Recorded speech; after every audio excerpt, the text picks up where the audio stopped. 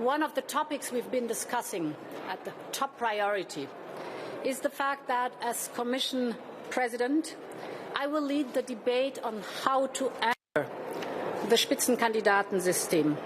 And it was very important for me to clarify for the Parliament in the Conference of Presidents that whenever the Parliament votes a legislative own initiative report with an absolute majority of its members, I will put on the agenda of the College of Commissioners this report for a political discussion and to decide which measure to take as, for example, legislation or political action.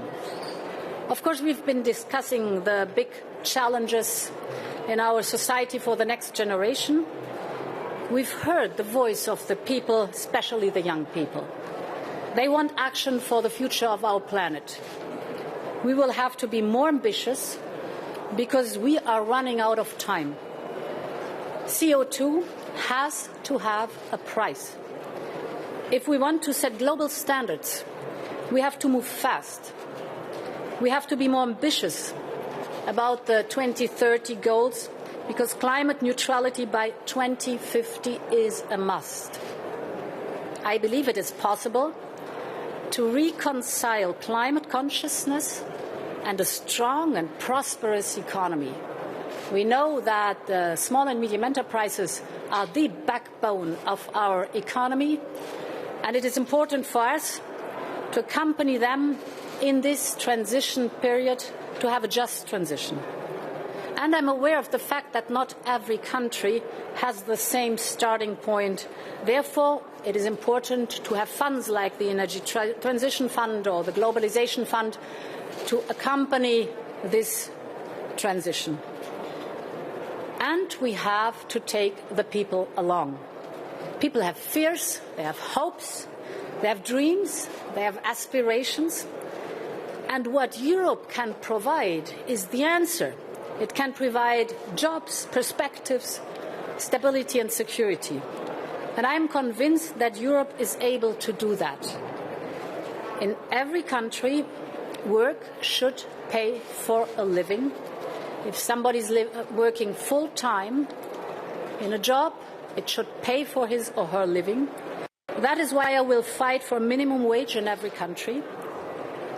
And there are other topics in the social agenda which I've laid out to the Conference of the Presidents. Last but not least, what matters in the next 5 years is to have a strong and united Europe that is taking on its role in our world. The world is calling for Europe, for more engagement of Europe. And therefore we must draw all our strength. I came here to work with Parliament, and I'm confident that we will work together. Thank you so much. Mr. President, once again, thank you so much. Thank you for giving me the time. This is very nice. Thank you. Well, for more on this, let's speak to our correspondent Jack Parrick, who was also listening to that speech and joins us now from Brussels. Jack, good to see you there. It seems that climate change would be her priority, as she told the audience there, one of many things that she set out there. Was that the main concern of MEPs, do you think?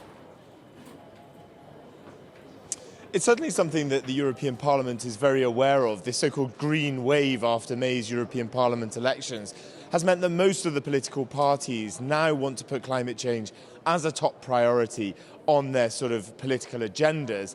She's really come here today, Ursula von der Leyen, and tapped into a lot of the things that the Parliament wants her to say. These green issues, for instance, the idea of job creation, the idea of making sure that the process of selecting the European Commission President, this Spitzenkandidat system, that will be reformed and matured. That's what she's been saying to MEPs here in the European Parliament today. But whether she's done enough to convince them to vote to approve her as the European Commission President at that vote in Strasbourg next week, we will just have to wait and see, Togs. Okay. What did you make of her other calls that Europe needed to sort of set out this site of unity and leadership? Things which she said were sort of declining over the last few years. That's exactly what she's been saying, and indeed she's known as a very strong pro-European. People accuse her of being a federalist. A lot of people are unhappy, potentially, that somebody that believes in sort of strengthening and centering power within the European Union and not in the national capitals. There are some that are in favour of her positions on that and some that aren't. She is calling for more Europe. She's saying that she will do everything she can to make sure that the democratic process is upheld. She called the European Parliament the heart of European democracy. She said that she would work and take on all of the issues that if the European Parliament raised them in a particular way, then she would take them to the weekly meeting of all the commissioners that she will appoint if she herself is selected and her nomination is approved. Also significantly, she's covering a lot of bases. She's saying that she will have a gender equal set of commissioners in her European Commission if she's selected. Like I say, she's covered all the bases that the MEPs here want to hear. She said a lot of things that a lot of the parties will approve of, but there are still some that desperately don't want her to become European Commission President, notably at the moment the Socialist faction here in the Parliament. Well, Jack, tell us more. I mean, of course, as you say there, a lot of what she said is going to be manna, from heaven for MEPs in Brussels. But, outline, if you can, why they're so opposed to her nomination.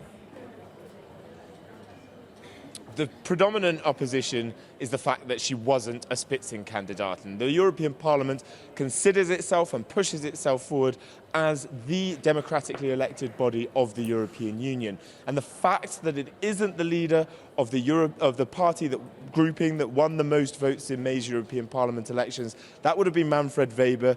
The fact that it's not him is something that parliamentarians here are very unhappy about, but simply he could not command a majority in a very divided European Council. That's the body of the EU leaders. They just simply would not approve him. And so while von der Leyen is from the same political family, they're not happy about it. There are a lot of people, the Greens, for instance, and the Socialists are very unhappy about it. The Socialists feel very hard done by. They were hoping that their man, Franz Timmermans, was going to be the person coming and doing this kind of thing and getting the job. At one point when the leaders were negotiating who would take the top jobs, it did look like he might have been it, and he was really pipped to the post right at the last end when it came out that Ursula von der Leyen was going to be the nominee in this set of top job nominations. Interestingly, the Liberal group, the Renew Europe group, they're likely to put her through, notably because they were given a big position in that top jobs package with the Belgian Prime Minister Charles Michel taking over the presidency of the European Council, so chairing those leaders' meetings. And so, but Dacian Cioloș, who is the leader of the Renew group here in the European Parliament, laid out a lot of demands today while Ursula von der Leyen was visiting, saying that they will expect her to basically follow their demands in the European Parliament. And if they vote her through, there will obviously be an obligation for her to listen to what these political groupings are saying. An obligation for her to listen, but also, as we should point out, there's just under a week now to go before this vote takes place on Tuesday. What price, if any, will the Greens and the Socialists want to extract for their support? Well, they will want promises on climate change, the Greens obviously, and the Socialists will want to make sure that they are given a very senior set of jobs and high-profile priority commissioner portfolios in the European Parliament, in the European Commission. It's going to be difficult, though. Even the German socialists are not in favour of her. Angela Merkel, actually, when in that leaders' meeting, was unable to nominate her herself. She was the only leader that was unable to because she's in a coalition with the German socialists. So they're going to be forcing von der Leyen, basically, to try and listen to them.